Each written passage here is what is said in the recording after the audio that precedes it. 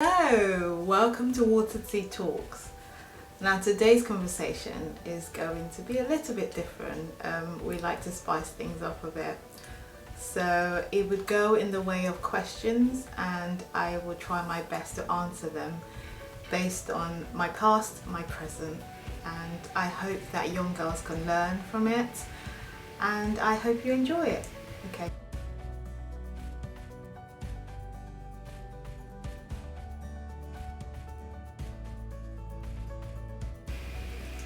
My name is Toksa Kumala and I am a daughter of the Creator of Heaven and Earth. I am a follower of Christ. I am a wife and I am a mother of 3 children. By profession, well, my day job, I work in financial services. My purpose for this generation is to empower young girls, is to create a ripple in the mind of young girls to understand themselves, to see themselves, to understand just how big they are and how sufficient they are for the world. They don't need to be part of the status quo to fulfill their purpose. So the thing that drives me every day, even though I'm still at a point where I don't know how to envisage that thought and that purpose, and as I carry my little steps every day, which is part of why I have a YouTube channel, is to really make young girls think, is to make them stop and think about who they are and how they see themselves, because that is what will make the biggest difference in their lives in this generation.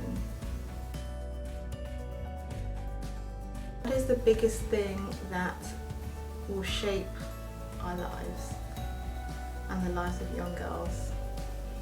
And the number one thing that I believe will shape the life of any girl out there, number one, is faith. Faith in God, faith in Jesus. That is my foundation. And I feel like knowing that from an early young age, it would have shaped my life even much more than what it is right now. This is what I think.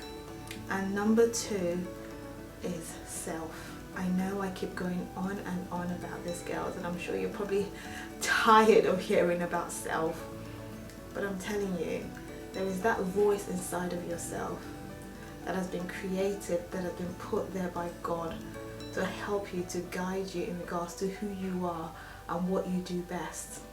And you need to listen to that voice, not the things that you see around you, not the TV, not the media, not the magazines. It is that voice that has been put in you that tells you when you're feeling blue, that tells you when you're happy about something, that tells you when you're in the right place. That is the voice that I want you to build.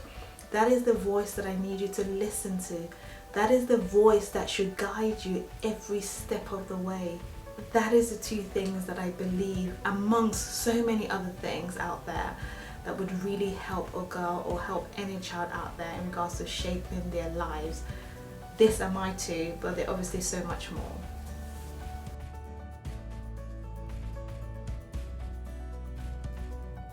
I was isolated. I think people would sometimes refer to me as a snob because I had a small clique of friends and I kind of stuck to that after a while. Again, like the same thing that I had in primary, I don't really think I had a lot of rookies, like people really cheering me on. I was never that kind of girl. If you're battling with that right now, I want you to take a minute, listen to me.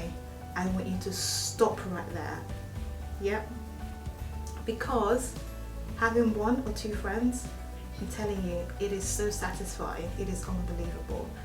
I wish I knew how satisfying that was, but it's funny that we don't, and I wish I had someone to tell me that.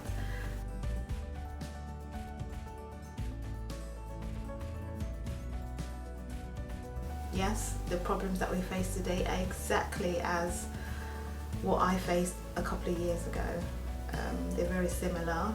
The medium is different because we have social media, we have texting, WhatsApp and all of this stuff now, but the message is exactly the same. The same problems that we had, our mothers had, and the same problems that our mothers had, their mothers had, and it's a ripple. But has that helped us in the way that we navigate our own experiences and navigate our lives? Because again, I think that we don't talk about this. Our parents don't talk about what school was like. Maybe sometimes they would mention it, but how do we help our girls based on the things that we've learned? How do we help them to navigate their own world better? And this is what this video is about. The problems that I faced as a young person, I think my daughter is actually facing exactly the same kind of problems, which is the same thing, fitting in, friendship. Now, as a young child, I definitely remember that feeling of being disliked a lot in primary school. So I think I worked my way to be exceptionally nice to people, even though they weren't nice to me. Perhaps I could win them over, but that didn't really work. And you know, when I think back now, to think that I can even remember what it feels like to be a 9-year-old is just, sometimes it's just, what's the word? It bewilders me to think that I have that reflection and that memory. So don't think to yourself, mothers, that your 9-year-old does not associate with your feelings, or they would not remember exactly how things make them feel, because I remember it, and if I remember it, believe me, they will remember it.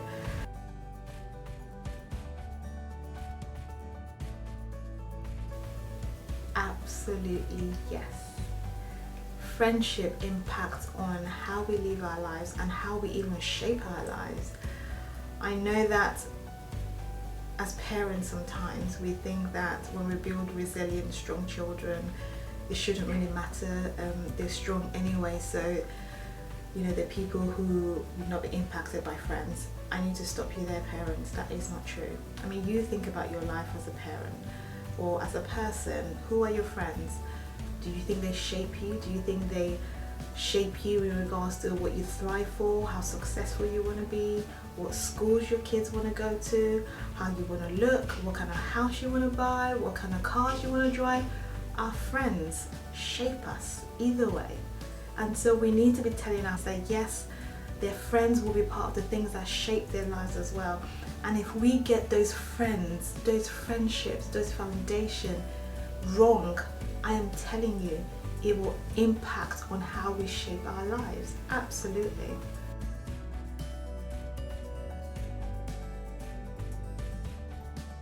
Maneuver friendship at 11 plus. Oh my goodness. Okay, girls, this is the truth, and I didn't maneuver it very well. I made a lot of mistakes. I was sometimes a people pleaser, and sometimes I would stand my ground. I was wishy-washy. I was in between, and I took my gift, which was the fact that I was sensitive, I took that to be a negative. I was very sensitive to people's emotions. I would always know when someone was blue in the room, and for some reason over the years I've taken that as an offense when people say to me, oh, don't say this to Tokes because she's going to take an offense, she's really sensitive. I used to take it, I used to make it a point to be offended by that, to say, of course I'm not sensitive, why would you say I'm sensitive, that kind of thing. But the truth is, I am sensitive, and it is a gift, and it took me a while to actually accept that gift. So my question to you girls today is, what is your gift? What is that thing that you know about you that makes you different from everybody else, but you haven't got to the stage where you've accepted the gift? Because for me, if I had accepted that gift earlier on, I think my maneuvering of friendship would really be different. I mean, friends who thought my sensitivity was a problem or too much for them, I would really know that they weren't for me, and we perhaps could be acquaintances. And for people who really resonated with who I was, to then perhaps get closer to those kind of people.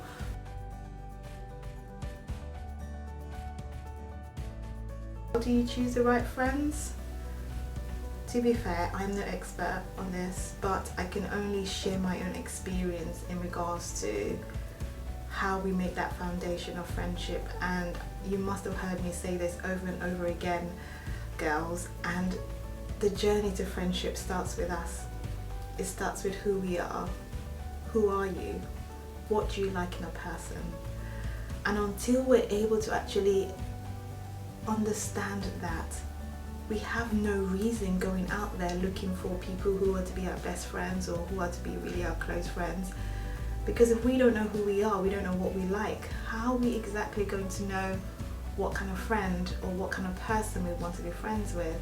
So for the first thing that you need to do before even going down the list of, oh, they have to be kind, they have to be nice, they have to respect you, and all of those different attributes, before even going through those steps, I feel like mothers, parents out there, we need to be teaching our kids, we need to be teaching our girls in regards to seeing themselves, knowing themselves. And the moment you're able to understand that, then it comes outward. The people that you attract to you would be the things that you treasure in your life and you treasure in your being.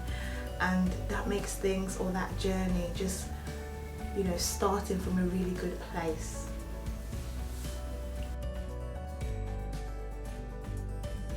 Another thing I wished I knew growing up was, which I've mentioned earlier, is that because people dislike you doesn't mean that you're a horrible person.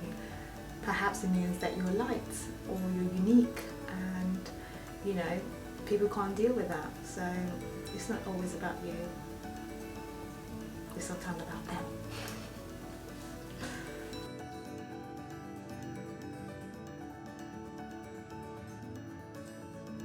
Have been created for a purpose, and that purpose is within us, and we have to find that purpose. But the only reason, or the only way to find that purpose, is to be still and to find out what is inside of us. We need to let what is inside of us come out, in spite of everything else happening around us.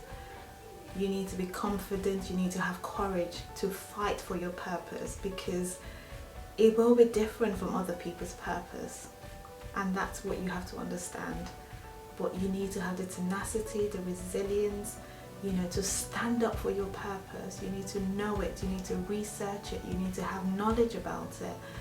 And that is what we're all about, to make sure and to make you understand that everything that you need to be big in this world, everything that you need to be you in this world is already in you. Just take a minute, find it. Don't look to other people to find it for you. Just find it within yourself.